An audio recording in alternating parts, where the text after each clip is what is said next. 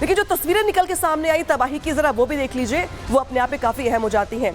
तबाही के निशान यहाँ पर देखने को मिल रहे हैं। ईरान में तबाही मचाई गई है ईरान की ओर से, लेकिन इजराइल कुछ और कह रहा है। अमेरिका कह रहा है कि ईरान में तबाही मचाई, लेकिन ईरान कह रहा है कि नुकसान सबसे कम हुआ है हमें। अब अमेरिका क्या कह रहा है? अमेरिका कह रहा है कि तीनों ठिकाने जो थे परमाणु के वो हमने तबाह कर दिए हैं, लेकिन ईरान कह रहा है कि ठिकानों को पहले से ही खाली कर दिया गया था, लिहाजा नुकसान नहीं हुआ है। अमेरिका क्या कह रहा है? अमेरिका कह रहा है कि न्यूक्लियर पावर नहीं बनने देंगे। ईरान कह रहा है जो खतरा रेडिएशन का भापा जा रहा था वो है ही नहीं। अमेरिका क्या कह रहा है? धमाके से पूरे ईरान को हमने दहला दिया है। ईरान कह रहा है धमाके से कोई नुकसान हुआ ही नहीं। तो जो दावे हैं अपनी अपनी ओर से वो यहाँ पर किए जा रहे हैं, और यही वजह है कि जो दावे हैं इस बीच बातचीत का जो रास्ता है वो भी खुला हुआ है। ईरान के समर्थन में खुलकर यहाँ पर खुला है रूस, जो बड़ा बयान जारी किया गया है। न्यूक्लियर सेंटर्स पर हमले की रूस की ओर से कड़ी निंदा की गई है। रूस के विदेश मंत्रालय ने बयान जारी किया है और उनकी ओर से अमेरिका की ओर से किए गए इस हमले की निंदा की गई है। तो देखिए, रूस लगातार, हालांकि इसके पहले भी रूस का सपोर्ट था ईरान को, लेकिन जिस तरीके से अमेरिका ने आज हमला किया तो रूस भी अब खुलकर के सामने आ गया है और रूस की ओर से ये हमें निंदा की गई। इस बीच एक और बड़ी खबर आ गई है, जहां पे ट्रंप से बातचीत की पुतिन की कोई योजना नहीं है, ये कहा जा रहा है। ईरान पे अमेरिकी अटैक के बाद रूस का बयान सामने आया है और फिलहाल पुतिन कोई बात नहीं करने वाले हैं ट्रंप से। ऐसी कोई योजना नहीं है, ये कोई प्लान में शामिल नहीं है, वो यहाँ पर कहा जा रहा है कि कोई बातचीत नहीं होगी। अब जो आर पार का रास्ता है वो यहाँ पे इख्तियार किया जाएगा, ये यहाँ पर कहा जा रहा है। तो जिस तरीके से यहाँ पर बड़ा हमला हुआ, उस हमले के बाद जिस तरीके से अब कई देश ऐसे हैं जो आमने सामने खड़े दिखाई दे रहे हैं। हालांकि रूस ने तो ये साफ कर दिया है कि कई देश ऐसे हैं जो अपने अपने हथियार ईरान को देने को तैयार हो गए हैं। उधर ओमान हो, चाहे कतर हो, चाहे पाकिस्तान हो, जितनी मुस्लिम कंट्रीज है वो भी अमेरिका के किए गए हमले की निंदा कर रही हैं। तो वही इजराइल की अगर बात की जाए तो नेतन्याहू और ट्रंप यहाँ पे हमले से गदगद है। इस बीच रूस को लेकर जो रणनीति है वो भी यहाँ पे साफ करना होगा, देखना होगा कि रूस क्या इख्तियार करता है स्टेप अपना अगला। लेकिन इस बीच जो खतरे की घंटी है वो पूरी दुनिया के लिए बज गई है। कैसे, रिपोर्ट में दिखाते हैं।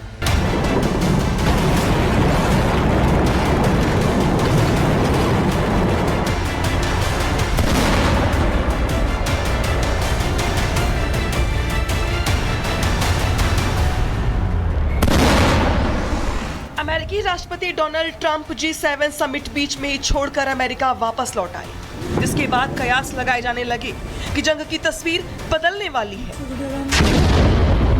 इसी बीच ट्रंप ने पाकिस्तानी फील्ड मार्शल मुल्ला मुनीर से मुलाकात की। नोबेल पीस प्राइज की चर्चा होने लगी और इसी बीच ट्रंप ने शांति समझौते के लिए ईरान को 14 दिनों का वक्त भी दे दिया। दुनिया को लगा कि ट्रंप ने इजराइल को जंग में मरने के लिए छोड़ दिया। जब ईरान अमेरिका की तरफ से निश्चिंत होकर इजराइल पर मिसाइल अटैक कर रहा था, तभी अमेरिकी B-2 बॉम्बर ईरान में दाखिल हो गए। ईरान के प्रमुख परमाणु ठिकानों पर बारूद बरसाने लगे। जब तक ईरान संभल पाता, अमेरिकी राष्ट्रपति ट्रंप ने तबाही की जानकारी दुनिया के साथ साझा कर दी। ट्रंप ने दावा किया कि ईरान के परमाणु कार्यक्रम के महत्वपूर्ण ठिकानों को खत्म कर दिया गया है, लेकिन ईरान के अधिकारी, सांसद और सरकारी मीडिया इस दावे को झूठ और भ्रम फैलाने वाली बयानबाजी कहकर खारिज कर रही है, जिसका मतलब है कि ईरान शायद इस युद्ध में बने रहने के लिए नैरेटिव वाला गेम खेल रहा है और अपनी जनता को ये दिलासा देने की कोशिश कर रहा है कि उसके परमाणु कार्यक्रम का अमेरिका बाल भी बाका नहीं कर पाया। साथ ही ईरान ये दावा भी कर रहा है कि उसके परमाणु ठिकानों में किसी तरह का रेडिएशन नहीं फैला है। ऐसे में सवाल ये है कि क्या अमेरिका के हमले नाकाम रहे या ईरान कुछ छिपा रहा है।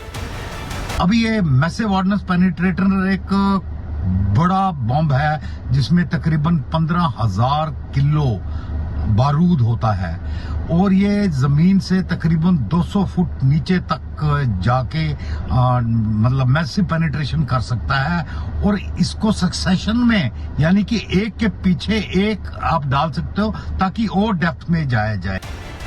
ईरान के मंत्री, सैन्य अधिकारी और वहां की मीडिया अमेरिकी हमले को सतही अटैक करार दे रही है। दावा किया जा रहा है कि अमेरिका के बारूदी पेलोड का फोर्डो न्यूक्लियर फैसिलिटी पर कोई असर नहीं हुआ है। फोर्डो न्यूक्लियर प्लांट पहाड़ी के नीचे बने होने की वजह से सुरक्षित है। ऐसे में सवाल ये है कि क्या अमेरिकी bunker buster bomb target hit कर पाए या फिर नहीं। एक बम से उस न्यूक्लियर फैसिलिटी को तबाह नहीं किया जा सकता था, क्योंकि करीब वो 300 फीट से भी ज़्यादा गहरी बनाई गई थी। सुरंगों को 90 डिग्री के एंगल पर जोड़कर पहाड़ों के बीच में लिहाजा 12 ऐसे बम्स का इस्तेमाल किया गया। फोर्दो के अलावा अमेरिका ने नतांज और इस्फहान ठिकानों को भी निशाना बनाया है। ये दो ठिकाने ईरान के परमाणु प्रोग्राम के लिए बेहद अहम माने जाते हैं। यही वजह है कि अमेरिका से पहले इजराइल ने भी दोनों ठिकानों को निशाना बनाया था और हमलों को सफल बताया था। ऐसे में सवाल ये है कि अगर इजराइल ने सफल अटैक कर दिया था तो अमेरिका को फिर से हमला करने की जरूरत क्यों पड़ी?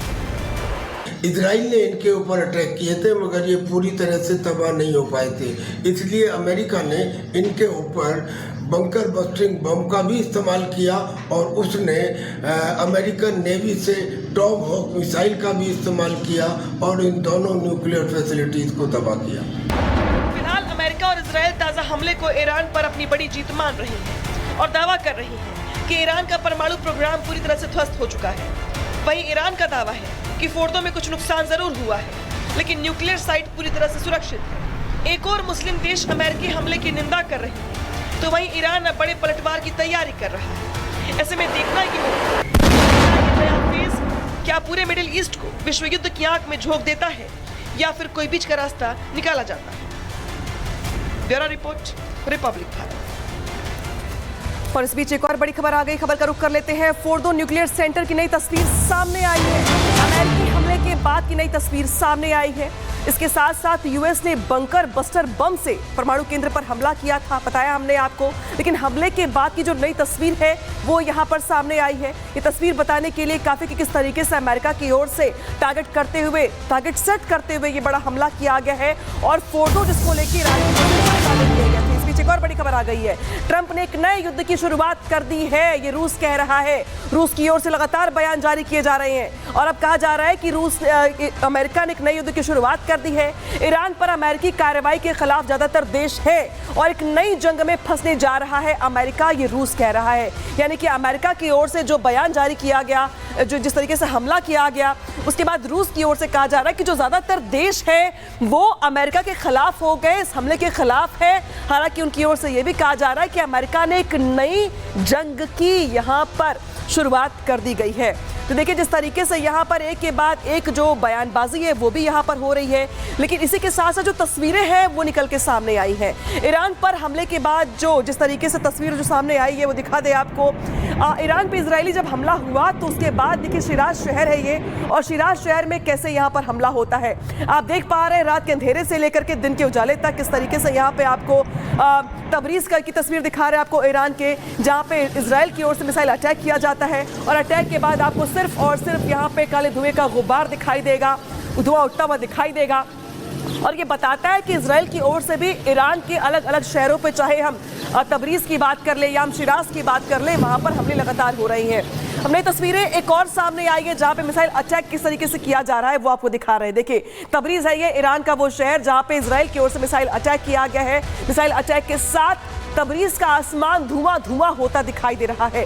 ये बताता है कि भले ही ईरान की ओर से अटैक तेल अवीव पर किया जा रहा हो, हाइफा पर किया जा रहा हो, लेकिन इजराइल की ओर से भी ईरान पर हमला किया जा रहा है और ये हमले लगातार किए जा रहे हैं। यानी कि इजराइल एक तरफ अमेरिका के हमले से गदगद है तो अपनी ओर से भी हमले रोक नहीं रहा है और इसी वजह से जो हमले हैं वो दोनों ओर से रुक नहीं रहे हैं। यानी कि शांति की कोई बात नहीं, फिलहाल कोई बटन पॉज वाला लगने वाला यहाँ पे नहीं है। इस बीच एक और बड़ी खबर आ गई है, यहाँ पे ईरान पर हमले के बाद चीन की प्रतिक्रिया भी सामने आ गई है। तो देखिए प्रतिक्रिया क्या सामने आई है।